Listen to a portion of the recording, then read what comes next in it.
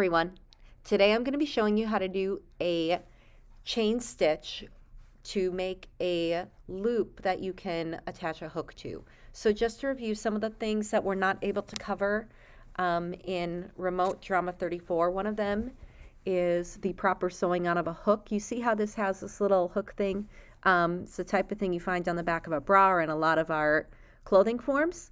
So I'm going to show you how to do a thread loop, a crocheted thread loop that you can use to attach this. If you've ever worn a bridesmaid's dress, you've probably encountered one of these before. All right, you guys ready? Let's go. So we have our fabric here. On this fabric, on your swatch, you probably have some areas, here's an example, where there's a single layer of fabric and there's places where it doubles up. You want to go someplace where it doubles up. I'm going to be using this one right here on this place where the fabric doubles up. Next, take your thread. We're going to be sewing with 4 strands of thread at a time. How do we do that? You want about a 24-inch long piece of thread. You're going to take end number 1, bring it to end number 2, go all the way to the loop, take that little loop you've got, thread it through that needle, boom. And then you're going to take that loop and back to where you have your 2 threads right here. We are going to tie a knot. Again, I like to pinch it, wrap it around my fingers, and then we tuck that end in. But again, there's many ways to do things in sewing. That's my favorite way because it works for me. If there's a way that works for you, God love you, do it. All right, next, with all stitches, step 1, we anchor. You are going to go down through all your layers and then up through the fabric again. So keep it pretty close together. You don't want to go more than an 1/8 inch apart. You know, pull, make sure you don't have any weird loopy loops like I've got. There it goes.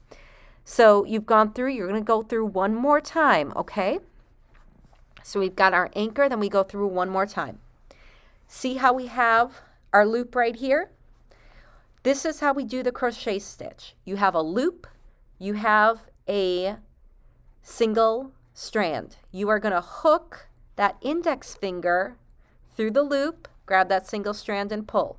You see how that knot tightens down, but oh, hey, check it out. We have a loop again. So hook that single strand, pull it through, tighten down the knot. Pull that single strand, pull it through the new loop, tighten down that knot.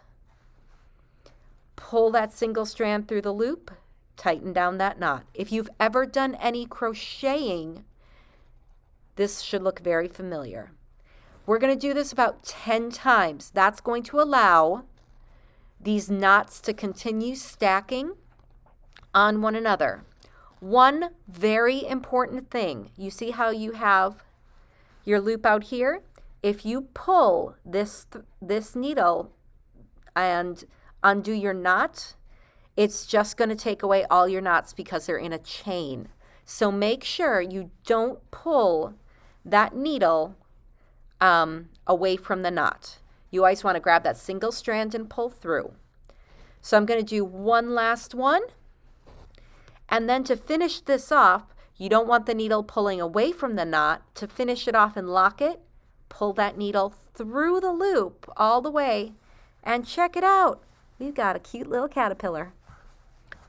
Then to finish this off, you are going to lay it flat on the swatch and you're going to anchor the other side. So we've laid it flat because we want this to be nice and smooth against our fabric.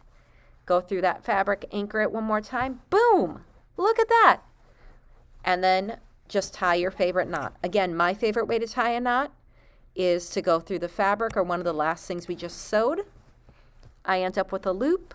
I stick my finger in that loop, I give it a twirl, and I pull that needle back through, and it makes a knot for me. All right. So again, that's how you do the crochet stitch. As always, let me know if you have questions.